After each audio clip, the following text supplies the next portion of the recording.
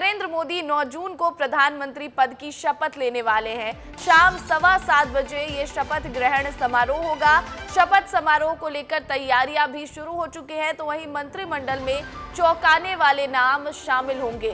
तो आपको ये बड़ी खबर बता दें, नरेंद्र मोदी 9 जून को प्रधानमंत्री पद की शपथ लेंगे। शाम 7:15 बजे शपथ ग्रहण समारोह होगा और अभी से शपथ ग्रहण समारोह की तैयारियां शुरू हो चुकी है।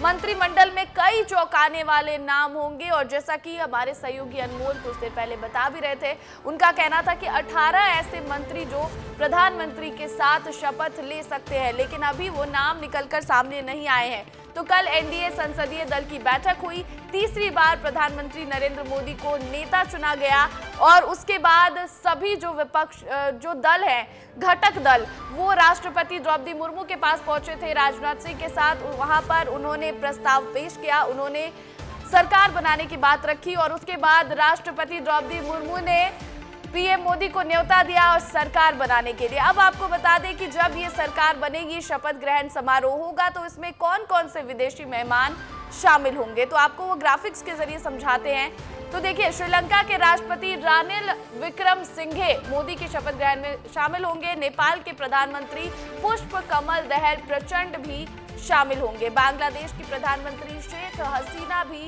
इस दौरान मौजूद रहेंगी।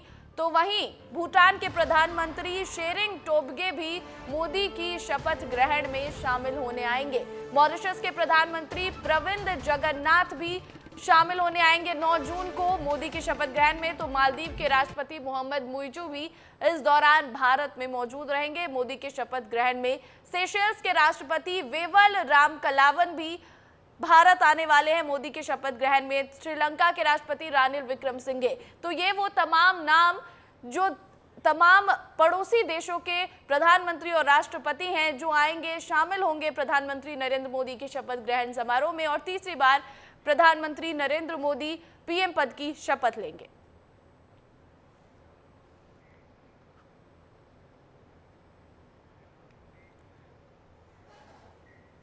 तो मोदी मंत्रिमंडल को लेकर विचार विमर्श का दौर जारी है। एमपी छत्तीसगढ़ से चल रहे हैं 7 नाम, एमपी से चल रहे हैं 4 नाम। शिवराज सिंह चौहान, ज्योतिरादित्य सिंधिया का रेस में नाम है।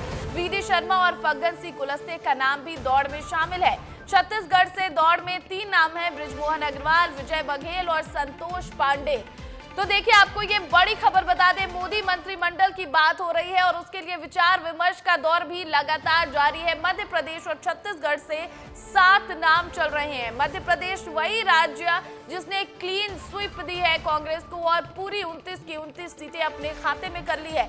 यहां से भी 4 नाम चल रहे हैं। शिवराज सिंह चौहान, ज्योतिरादित्य सिंधिया का रेस में नाम है। वीडी शर्मा और फग्गन सिंह कुलस्ते का नाम भी इस दौड़ में शामिल है। तो वहीं छत्तीसगढ़, जहां 11 में से 10 सीटें बीजेपी के खाते में रही, वहां से 3 नाम निकलकर सामने आ रहे, बृजमोहन अग्रवाल, विजय बघेल और संतोष पांडे।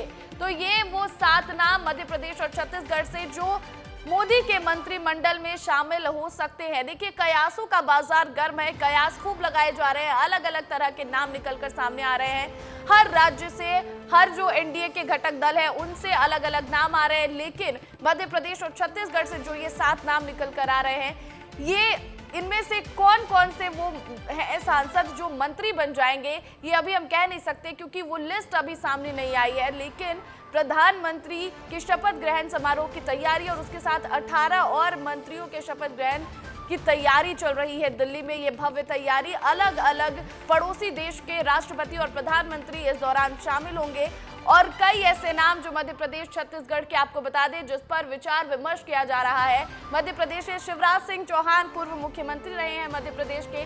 ज्योतिरादित्य सिंधिया जो पहले भी मोदी कैबिनेट का हिस्सा रहे हैं। वीडी शर्मा बीजेपी के प्रदेश अध्यक्ष मध्य प्रदेश के। फग्गन सिंह कुलस्ते भी मोदी कैबिनेट का हिस्सा रहे हैं। तो वही छत्तीसगढ़ से 3 नाम, बृजमोहन अग्रवाल, विजय बघेल और संतोष पांडे का नाम शामिल है। अब देखिए, इस पर अधिक जानकारी लेते और विस्तार से चर्चा करते हैं। हमारे सहयोगी हमारे साथ जुड़ गए विवेक पांडे भोपाल से और रोहित मिश्रा रायपुर से। तो उन दोनों का ही रुख करते हैं। सबसे पहले विवेक, ये जो 4 नाम निकलकर सामने आ रहे हैं, ज्योतिरादित्य सिंधिया हो, शिवराज सिंह चौहान हो, वीडी शर्मा और फग्गन सिंह कुलस्ते, इनमें से क्या लगता है कौन मंत्री पद के दावेदार है और कौन मंत्री बन जाएंगे? देखिए, ये माना जा रहा था कि अगर एनडीए की सरकार अपनी पूरी बहुमत के साथ आती, बीजेपी 300 का आंकड़ा पार कर लेती, तो संभवतः मध्य प्रदेश में दावेदारी और भी ज़्यादा हो जाती। मोदी की कैबिनेट में मध्य प्रदेश के नेताओं की संख्या ज़्यादा होती, लेकिन एनडीए की गठबंधन की सरकार है, नीतीश और नायडू के भरोसे ये पूरी सरकार बनी है एनडीए की। तो ऐसे में प्रधानमंत्री कल जब शपथ लेंगे, तब मध्य प्रदेश के सिर्फ 2 ही चेहरे दिखाई देंगे, ज्योतिरादित्य सिंधिया और शिवराज सिंह चौहान। शिवराज सिंह चौहान को आखिर कौन सा मंत्रालय दिया जाएगा, क्योंकि कृषि के साथ उनका एचआरडी में काफ़ी ज़्यादा योगदान रहा। महिला बाल विकास लंबे समय तक वो मध्य प्रदेश में चलाते आए, महिलाओं के लिए तमाम सारी योजनाएं चलाई, और लाडली बहना से लेकर लाडली लक्ष्मी और तमाम सारी योजनाओं का प्रधानमंत्री ने जिक्र भी किया इस चुनाव प्रचार में। लेकिन सबसे बड़ी बात है कि कई और मंत्री भी यहाँ पे मध्य प्रदेश से बन सकते हैं। फग्गन सिंह कुलस्ते हैं, आदिवासी चेहरा है, नए चेहरों को भी मौका मिल सकता है। हिमाद्री सिंह है, शहडोल से सांसद है, और महेंद्र सिंह सोलंकी देवास से सांसद है, इनका भी नंबर लग सकता है। जहां तक बात है प्रदेश अध्यक्ष विष्णुदत्त शर्मा का, तो वो 2 दिन पहले ही इंकार कर चुके कि वो सिर्फ प्रधानमंत्री को प्रधानमंत्री बने रहना देखना चाहते हैं। प्रधानमंत्री नरेंद्र मोदी बने, इसके लिए पूरी कवायद होगी, और जो भी जिम्मेदारी मिलेगी वो पूरी तरीके से उसका निर्वहन करेंगे। लेकिन हाँ, फिलहाल उन्होंने ये स्पष्ट कर दिया कि वो मोदी कैबिनेट की रेस में नहीं है, यानी कि वो जानते हैं कि अभी फिलहाल उनको मोदी कैबिनेट में जगह नहीं मिलेगी। कयासों का बाजार गर्म है, लेकिन हाँ, अगर किसी भी एक चेहरे को अलग अतिरिक्त मौका मिल सकता है तो वीरेंद्र कुमार होंगे। वीरेंद्र कुमार दलित वर्ग से आते हैं, और इस लिहाज से मोदी कैबिनेट में पहले भी मंत्री रहे हैं, तो ये यकीन माना जाए कि वीरेंद्र कुमार या फग्गन सिंह कुलस्ते या फिर हिमाद्री सिंह, ये जो 4 नाम है, इसके अलावा वीरेंद्र खटीक भी इसमें शामिल हो सकते हैं, ऐसा कहना है विवेक का। और तमाम नामों पर चर्चा की, यहाँ विवेक ने विस्तार से बताया मध्य प्रदेश में कौन कौन से मंत्री बन सकते हैं। लेकिन रोहित, छत्तीसगढ़ से 3 नाम निकलकर सामने आ रहे हैं, बृजमोहन अग्रवाल, विजय बघेल और संतोष पांडे का नाम। क्या लगता है इनमें से किसे मंत्रिमंडल में शामिल किया जाएगा? बिल्कुल, देखिए, छत्तीसगढ़ के जो नेताओं ने मेहनत की है उसका सम्मान कहा जा रहा है होगा, और सम्मान इस प्रकार होगा कि छत्तीसगढ़ के खाते पे भी एक केंद्रीय मंत्री आ सकता है। और इन केंद्रीय मंत्री की रेस पे 3 नाम प्रमुख है, क्योंकि सबसे पहले नाम अगर मैं बृजमोहन अग्रवाल की बात करूं तो छत्तीसगढ़ की राजनीति में 40 साल से वो सक्रिय हैं। इसके अलावा सरकार कोई भी हो, उनका विधायक बनना, उनका दबदबा रहना जो है वो फिक्स माना जाता है। और 2 बार से विधानसभा चुनाव में, पिछले विधानसभा चुनाव पर भी वो सबसे बड़ी प्रदेश में लीड के साथ जीते थे, और इस बार के लोकसभा चुनाव पर भी उनकी लीड लगभग 5,75,000 के आसपास की थी। तो सबसे ज्यादा लोकसभा पे भी जो लीड से है वो जीते हैं, और कद्दावर नेता हैं, और उनके जो योजनाओं के क्रियान्वयन की स्टाइल है वो काफी ज्यादा प्रसिद्ध है। इसके अलावा ये माना जा रहा है कि उनको मौका मिल सकता है। इसके अलावा दूसरा नाम है विजय बघेल का। विजय बघेल ने भी जो आते हैं वो दूसरी बार दुर्ग से सांसद चुन के आए हैं, 4.5 लाख से ज्यादा की लीड से वो जीत कर आए हैं, और काफी वरिष्ठ नेता माने जाते हैं, और उनकी भी जो क्षमता है वो अच्छी मानी जाती है। तो ऐसे में माना जा रहा है कि विजय बघेल का भी वो नाम हो सकता है। और तीसरा नाम है संतोष पांडे। संतोष पांडे इसलिए खास है क्योंकि आरएसएस से जुड़े हुए वो व्यक्ति हैं। इसके अलावा अगर बात की जाए तो उन्होंने इस बार के लोकसभा चुनाव में भूपेश बघेल, पूर्व मुख्यमंत्री भूपेश बघेल को पटकनी दी है, तो ऐसे में दूसरी बार सांसद चुन के आए हैं, तो ऐसे में उनके नामों के भी चर्चा है। और जो संगठन की बैठक हुई थी पिछले दिनों, इन्होंने तमाम वो नाम बताए मध्य प्रदेश और छत्तीसगढ़ से जो इस लिस्ट में शामिल हो सकते हैं मोदी कैबिनेट के। अब देखना होगा कि इनमें से किसे मंत्री पद मिलता है और कौन केवल सांसद रह जाते हैं। फिलहाल बहुत बहुत शुक्रिया विवेक और रोहित तमाम जानकारी के लिए। तो देखिए, इस बार केंद्र में एनडीए की सरकार है। बीजेपी के साथ ही तमाम घटक दलों की कोशिश है कि उन्हें ज्यादा से ज्यादा जगह मंत्रिमंडल में मिल सके। तो केवल बीजेपी के ही नेता नहीं, बीजेपी के ही सांसद नहीं, बल्कि टकटकी लगाए एनडीए के घटक दल भी देख रहे हैं कि उन्हें कौन सा मंत्रिमंडल मिलेगा। ऐसे में बात करते हैं कि कौन कौन से जो घटक दल हैं वो कितने मंत्री पद की मांग कर रहे हैं और क्या लगता है उन्हें कि क्या क्या मिल सकता है और किस चीज की मांग वो रख रहे हैं।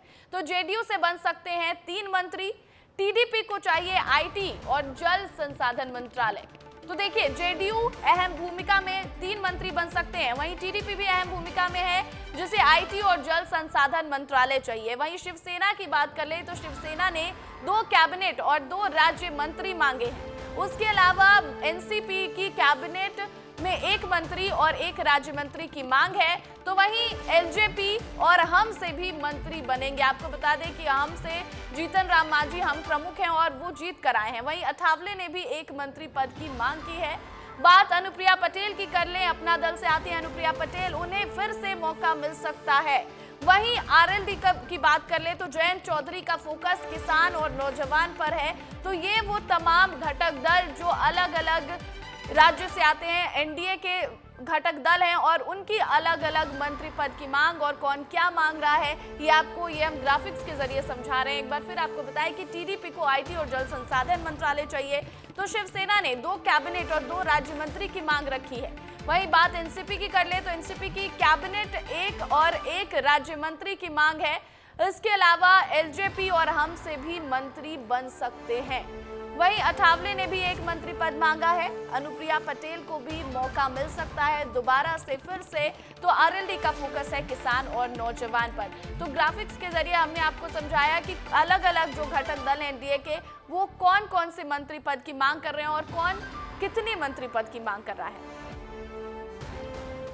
तो वहीं एमपी विधानसभा के पूर्व स्पीकर गिरीश गौतम ने मोहन मंत्रिमंडल विस्तार को लेकर कहा कि किसे जगह मिले ये तय करना संगठन और मुख्यमंत्री तय करेंगे। उन्होंने कहा कि कार्यकर्ता के तौर पर पार्टी मुझसे जो अपेक्षा करेगी, जिम्मेदारी देगी, मैं उसे बखूबी निभाऊंगा। विस्तार न्यूज से खास बातचीत में उन्होंने क्या कुछ कहा है, आप खुद सुन लीजिए।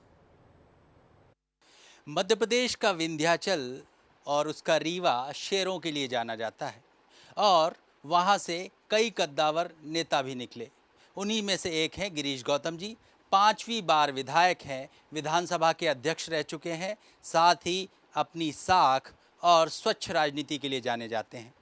हमारे बीच हैं, हम उनसे बात करेंगे, जानेंगे कि इन दिनों क्या कर रहे हैं, साथ ही ये भी जानेंगे बजट सत्र आ रहा है, उनकी क्या विशेषज्ञ टीप है। सर, विधायक तो आप हैं ही, राजनीति में सक्रिय हैं, मौजूदा चुनाव 29 के 29 कमल खिले, पहले तो उस पर ही आपकी टिप्पणी जानेंगे। अपने को ज़्यादा मेहनत नहीं करनी पड़ी। 28 थे, 1 लेना था, तो हम लोगों ने पहले कहा था कि इस बार 29 का वो भी 1 लेना है। तो हमारे मध्य प्रदेश की जनता ने, हमारे तमाम उन सारे लोगों ने जो भारतीय जनता पार्टी की नीतियों से सहमत से, हमारे कार्यक्रमों से सहमत से या हमारी योजनाओं से सहमत से और खापात शिवराज द्वारा चलाई गई लाडली बहनों ने फिर से हमको 29 को 29 दे दिया। जी, संगठन ने भी बहुत मेहनत की। शुरुआत में ऐसा लग रहा था कि वोट बैंक जो है वो कहीं ना कहीं ऐसा लग रहा है कि चुनाव में नहीं पार्टिसिपेट कर रहा है, मतदाता नहीं जा रहे हैं, इसीलिए वोटिंग परसेंटेज घटा भी था। दूसरे फेज़ के बाद फिर संगठन सक्रिय हुआ और तय किया गया कि अब विधायक भी जुटें, मंत्री भी जुटें और ज़मीनी कैडर में जो ये विश्वास हो गया कि मोदी का चेहरा काम कर रहा है तो हम क्यों जाएँ। लेकिन उसके बाद परिस्थितियाँ बदली। नहीं, ऐसा भारतीय जनता पार्टी का कार्यकर्ता ये कभी नहीं करता। मोदी का चेहरा है, मोदी का नेतृत्व है, मोदी के नेतृत्व में भारत ने काफ़ी उन्नति की है। तमाम सारी बातें होते हुए भी कार्यकर्ता स्वयं को अपने को खपाता है और भारतीय जनता पार्टी के कार्यकर्ता की यही विशेषता है। और जो वोट ऑफ परसेंटेज गिरा है वो वोट ऑफ परसेंटेज विरोधियों का गिरा है। जैसे मैं उदाहरण के तौर पर आपको देता हूँ, मेरे विधानसभा क्षेत्र में 65,000 हमको मिला था, 63,000 लोकसभा मिला है। लगभग हर विधानसभा में इसी तरह का है। 70,000 रीवा मिला था, 69,000 लोकसभा मिला है। बात ये भी चल रही है कि क्योंकि 29 के 29 कमल खिले, 29 सीटें मिली हैं तो प्रतिनिधित्व भी अच्छा मिलना चाहिए। कम से कम 5 से 6 कैबिनेट मंत्री होने चाहिए मध्य प्रदेश से। आपकी क्या राय है? नहीं, होना चाहिए। जितनी संख्या 15% होता है, तभी 4-5 तो बचे हैं, बाकी तो सब हो ही गए, 29 के आसपास हैं। तो 4-5 बचे हैं तो वो तो विचार करेंगे, वो संगठन विचार करेगा, मुख्यमंत्री विचार करेंगे, आवश्यकता है कि नहीं है, उनको ज़रूरत है कि नहीं है, ये तो उनका विचार। उसमें हम क्या कह सकते हैं उसमें। तो आपने सुना गिरीश गौतम जी, जो कि संसदीय परंपरा का विश्वविद्यालय हैं अपने आप में, कितना चिंतन करते हैं, कितना मंथन करते हैं। उनकी चिंता का विषय है कि युवा विधायक आ तो रहे हैं लेकिन अध्ययन नहीं कर रहे हैं, युवा विधायक आ तो रहे हैं लेकिन पुरानी परंपरा के जो यहाँ पर बड़े स्तंभ रहे उनको पढ़ना नहीं चाह रहे हैं। फिलहाल यहीं पर विराम लेते हैं। श्याम सिंह तोमर, विस्तार न्यूज़ के लिए। बढ़ेंगे अगली खबर की ओर। छत्तीसगढ़ से इस वक्त की बड़ी खबर आपको बता दें, आरक्षण को लेकर बड़ी खबर है। राज्य सरकार ने गठित की है आरक्षण के प्रावधानों के लिए समिति। कैबिनेट मंत्री रामविचार नेताम की अध्यक्षता में गठित की गई है स्थायी समिति और समिति को 2 साल के भीतर आरक्षण पर रिपोर्ट सौंपनी होगी। समिति में गोमती साय, गुरु खुशवंत साहेब, गजेंद्र यादव शामिल हैं। नीलकंठ टेकाम, कांग्रेस विधायक संगीता सिन्हा भी समिति में शामिल और समिति में सामान्य प्रशासन और आदिम जाति विभाग के सचिव भी होंगे शामिल। तो आपको ये बड़ी खबर बता दें, छत्तीसगढ़ में आरक्षण का मुद्दा साल 2011 से ही विवादों में रहा है और इसको लेकर अब राज्य सरकार ने आरक्षण के प्रावधानों के लिए एक समिति गठित कर दी है। कैबिनेट मंत्री रामविचार नेताम की अध्यक्षता में ये समिति गठित की गई है और समिति 2 साल के भीतर आरक्षण को लेकर रिपोर्ट सौंपने वाली है। समिति में गोमती साय, गुरु खुशवंत साहिब, गजेंद्र यादव शामिल होंगे। नीलकंठ टेकाम, कांग्रेस विधायक संगीता सिन्हा भी इस समिति में शामिल हैं और समिति में सामान्य प्रशासन और आदिम जाति विभाग के सचिव भी शामिल होंगे। इस पूरी खबर पर अधिक जानकारी के साथ रोहित मिश्रा हमारे साथ लाइव जुड़ गए हैं। रोहित, जिस तरह से इस समिति का गठन किया गया है, किस तरह से अध्ययन करेगी ये समिति और 2 साल के अंदर ही क्योंकि रिपोर्ट भी सौंपना है? बिल्कुल, देखिए, ये आरक्षण का विवाद 2011 में शुरू हुआ था और तब रमन सरकार थी और रमन सरकार ने जो 50% की सीमा रहती है आरक्षण को, उसको बढ़ाकर 58% कर दिया था, जिसके बाद में एक याचिका दायर की गई थी और याचिका पे लंबी बहस चली और 2022 पे फैसला लिया गया कि जो आरक्षण को 58% है उसे घटा दिया जाए, जिसके बाद से एक बार फिर से ये सुर्खियों पे आया था। अब उस पर विवाद निपटारा करने के लिए, क्योंकि कांग्रेस ने इस पे 76% आरक्षण लाने का प्रावधान किया था, इसे विधानसभा में पारित भी करवा लिया था, लेकिन ये अभी तक आज राजभवन पे जो है वो अटका हुआ है। अब इस विवाद को, क्योंकि लंबा समय हो गया, 13 साल से ज़्यादा हो गया है और ये विवाद लगातार बढ़ते जा रहा है, तो इससे निपटाने के लिए कमेटी का गठन किया गया है। कमेटी पे सांसद, पूर्व विधायक, इसके अलावा जो मंत्री है, कैबिनेट मंत्री, उनको रखा गया है। इसके अलावा 2 सचिव को भी जो है वो शामिल किया गया है। ये तमाम लोग ये तमाम पहलुओं पर चर्चा करेंगे, तमाम पहलुओं पर जो है वो जानकारी एकत्रित करेंगे कि असल पे जो आरक्षण की सीमा है वो किस प्रकार होनी चाहिए और छत्तीसगढ़ में किस आधार पर आरक्षण दिया जाए। क्योंकि जिस प्रकार से रामविचार नेताम का कहना है, उनसे बातचीत करने पर उन्होंने ये स्पष्ट किया कि अब प्रधानमंत्री नरेंद्र मोदी के शपथ ग्रहण समारोह के बाद जब वो वापस लौटेंगे तब इस कमेटी की बैठक होगी और कमेटी के बैठक पे वो तमाम चीज़ों पर, तमाम पहलुओं पर 58%, 50% और 76%, ये 3 क्राइटेरिया है। इन तीनों क्राइटेरिया को लेकर बातचीत की जाएगी और उसके बाद 2 साल के अंदर इसकी रिपोर्ट सौंपी जाएगी और रिपोर्ट सौंपने के बाद में निर्णय लिया जाएगा कि छत्तीसगढ़ में असल पे कितने प्रतिशत आरक्षण की जो जरूरत है। साल 2011 में भी जब ये मामला विवादों में आया था, तब भी एक समिति का गठन किया गया था कि आखिर आरक्षण बढ़ाना जरूरी क्यों है, इन कारणों पर समिति को अध्ययन करना था। लेकिन तब भी कोर्ट ने कहा था कि 50% से ज्यादा आरक्षण नहीं दिया जा सकता, लेकिन फिर 58% आरक्षण की बात निकलकर सामने आ रही है। आगे कैसे ये कमेटी काम करेगी? फिर क्या फिर से कहीं ये मामला वैसे ही लंबित तो नहीं हो जाएगा जिस तरह साल 2011 में कोर्ट में चलता रहा था? बिल्कुल, देखिए, साल 2011 में जब निर्णय लिया गया था तब तो 58% लागू कर दिया गया था और उस 58% के आधार पे ही तमाम भर्तियां जो हैं वो की जाती थी। लेकिन जब इसको याचिका दायर की गई थी, याचिका पे कोई फैसला नहीं हो पाने की वजह से ये जो मामला है 2022 तक खींचा और 2022 में जब कांग्रेस की सरकार आ गई तब उस समय ये निर्णय लिया गया कि इसे 76% करवाया जाए। कांग्रेस ने इसके पीछे हवाला जनगणना का दिया था, उन्होंने एक सर्वे करवाया था। उस सर्वे के आधार पर यह कहा गया था कि राज्य में इतनी कैटेगरी है और इस कैटेगरी के हिसाब से इनको इतना ज्यादा आरक्षण जो है वो मिलना चाहिए, लेकिन वो मामला फंसा ऐसा कि राजभवन में आज तक अटका हुआ है। अब इस कमेटी का जो है वो मेन मकसद यही होगा कि ये जो 3 क्राइटेरिया है, इन तीनों क्राइटेरिया को मिलाकर जो है वो निर्णय लिया जाए और एक बेहतर छत्तीसगढ़ के लिए हो, उसके आधार पर जो है वो रिपोर्ट तरह से ये जो कमेटी का गठन किया गया है, अब आगे क्या अध्ययन में निकल कर आता है, क्या रिपोर्ट पेश करती है कमेटी, इस पर भी सबकी नजरें टिकी होंगी। फिलहाल बहुत बहुत शुक्रिया तमाम जानकारी के लिए रोहित। तो वहीं छत्तीसगढ़ के नेता प्रतिपक्ष डॉक्टर चरणदास महंत का वो बयान आपको याद होगा जिसमें उन्होंने पीएम मोदी से लाठी लेकर लड़ने की बात कही थी। अब लोकसभा चुनाव के नतीजों के बाद एक बार फिर इस बयान पर सियासत होने लगी है। महंत के बयान को बीजेपी कांग्रेस की हार की वजह बता रही है। इस रिपोर्ट में देखिए। राजनांदगांव की नामांकन रैली में नेता प्रतिपक्ष डॉक्टर चरणदास महंत के इस बयान ने प्रदेश में सियासी सरगर्मी तेज कर दी थी। पीएम मोदी चुनावी सभाओं के लिए पहुंचे तो इस बयान पर पलटवार भी किया। बीजेपी ने महंत के बयान को बड़े मुद्दा बनाया। एक बार फिर बीजेपी उनके बयान को प्रदेश में कांग्रेस के हार की वजह बता रही है। कैबिनेट मंत्री ओपी चौधरी ने कहा कि महंत के लाठी वाले बयान से 3 नेताओं पर जनता की लाठी चली। चरणदास महंत जी के बारे में क्या कहूँ, उन्होंने लाठी वाला बयान देकर भूपेश बघेल जी को लठैत बना करके राजनांदगांव में चुनाव हरवा दिया। उन्होंने देवेंद्र यादव जी को भारी घोषित करके बिलासपुर में चुनाव हरवा दिया और अपने विधानसभा क्षेत्र शक्ति में 17,000 से डॉक्टर शिव डहरिया जी को निपटा दिया। तो अपने ही लोगों को निपटाने में लगे हुए हैं। छत्तीसगढ़ कांग्रेस में खींचतान की स्थिति हमेशा से चर्चा में रही है। कई मौकों पर कार्यकर्ता खुले मंच से विरोध करते नजर आए, पर नेता प्रतिपक्ष के तेवर अब भी कम नजर नहीं आ रहे। महंत ने कहा कि हमने किसी को नहीं हराया, न मेरा बयान मुख्यमंत्री के खिलाफ था, न प्रधानमंत्री के खिलाफ बयान था।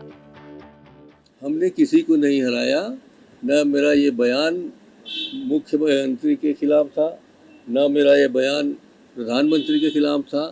छत्तीसगढ़ में आप सब लोग समझदार हैं, गूगल उठाइए और सिर फोड़ना का अर्थ पढ़िए मुहावरा में क्या होता है। छत्तीसगढ़ की सियासत में साफ छवि रखने वाले डॉक्टर चरणदास महंत के बयान ने सिर्फ कांग्रेस ही नहीं, बीजेपी को भी चौंकाया था। लेकिन अब इस बयान पर उठी सियासत क्या फिर कोई नया बवाल खड़ा करेगी, ये देखना दिलचस्प होगा। तो मध्य प्रदेश के सीएम डॉक्टर मोहन यादव ने पूरे प्रदेश में जल गंगा संवर्धन अभियान चलाया। इस अभियान के तहत निवाड़ी के छोटे तालाब की जलकुंभी हटाई जा रही है और इस दौरान मुख्य नगर पालिका अधिकारी, नगर पालिका अध्यक्ष के साथ पार्षद ने भी सफाई अभियान में भाग लिया और अपने हाथों से आसपास की गंदगी को हटाया। तो मध्य प्रदेश में सीएम डॉक्टर मोहन यादव ने पूरे प्रदेश में जल गंगा संवर्धन अभियान चलाया है और इस अभियान के तहत निवाड़ी के छोटे तालाब की जलकुंभी भी हटाई जा रही है। किस तरह से जल स्रोतों की साफ सफाई हो रही है मध्य प्रदेश में, उसकी तस्वीरें लगातार निकलकर सामने आ रही हैं और इस तरह से पार्षद जो है वो साफ सफाई करते हुए नजर आ रहे हैं तालाब की। अगली खबर नारायणपुर से है, जहां मुंगेर थुलथुली गोबोग के जंगलों में पुलिस नक्सली मुठभेड़ में घायल 3 जवानों को जिला मुख्यालय लाया गया, जहां से घायलों को उपचार के लिए हायर सेंटर भेज दिया गया है। घायल जवान डीआरजी पुलिस दस्ते के कमलू कुमेटी, एएसआई कचरू को राम भारत घरत हैं। सभी जवान खतरे से बाहर बताए जा रहे हैं। मुठभेड़ में अब तक 7 नक्सलियों का शव बरामद हुआ है, जिसकी पुष्टि एसपी प्रभात कुमार ने की है। 6 तारीख की रात को 4 जिलों की टीम, 4 जिलों की डीआरजी बस्तर फाइटर्स, दांतेवाड़ा, नारायणपुर, कोंडागांव और जगदलपुर, चारों की टीमें अलग अलग जगह से दांतेवाड़ा और नारायणपुर के सीमावर्ती क्षेत्र में गोबेल, इरपनार, भटबेड़ा के आसपास में नक्सलियों की सूचना पे गए थे। तो घेराबंदी किया और मुठभेड़ चली। कल दिन भर मुठभेड़ चली रुक कर। शाम में जब सर्च किया गया तो 7 वर्दीधारी नक्सलियों के हथियार में शव बरामद हुए हैं और टीम अभी भी जंगल में। तो वहीं रीवा में दिन दहाड़े लूट की वारदात सामने आई, जहां लुटेरों ने रिटायर्ड शिक्षक को अपना निशाना बनाया और शिक्षक से मारपीट कर 10,000 लूटकर मौके से फरार हो गया, जिसकी शिकायत पीड़ित ने पुलिस से की है। जिसके बाद पुलिस ने लूट की वारदात को अंजाम देने वाले आरोपी को कुछ ही घंटों में पकड़ लिया।